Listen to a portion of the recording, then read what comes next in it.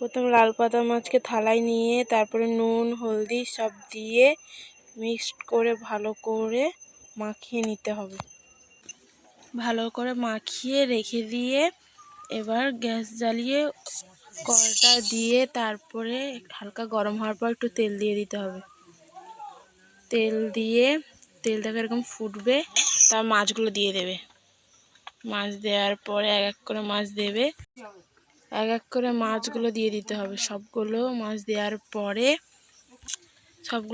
পর মাছগুলো কিছুক্ষণ রেখে তারপরে এরকম উল্টে দিতে হবে। দেওয়ার পরে মাছগুলো কিছুক্ষণ আবার রেখে কড়ার মধ্যে মাছগুলো হয়ে গেছে বাদামি কালারের হলে তারপর একটু নামিয়ে নেবে, দেখবেন বাদামি কালার হয়েছে, তারপর থালার মধ্যে তুলে নেবেন। কড়ার মধ্যে তেল দিতে হবে, মাছ তেল আলু পেঁয়াজ দেওয়ার পরে নুন হলদি দেওয়ার পরে মশলা দিতে হবে। মশলার মধ্যে আছে লঙ্কা পেঁয়াজ কাঁচা লঙ্কা জিরে গোলমরিচ, এগুলো দেওয়ার পর নাড়াচাড়া করার পর হলদি লবণ দিয়ে দিতে হবে। দেওয়ার পরে একটু নাড়াচাড়া করে জল দিয়ে দিতে হবে। একটু নাড়াচাড়া করার পরে জল সামান্য মাপে জল দিতে হবে। জল দিয়ে মাছ একটু নাড়াচাড়া করে আবার মাছ দিয়ে দিতে হবে।